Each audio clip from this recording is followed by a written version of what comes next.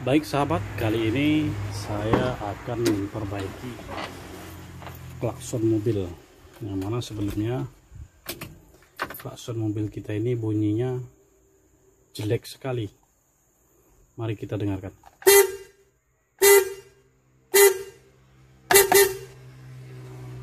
Baik, kita akan periksa ke bawah.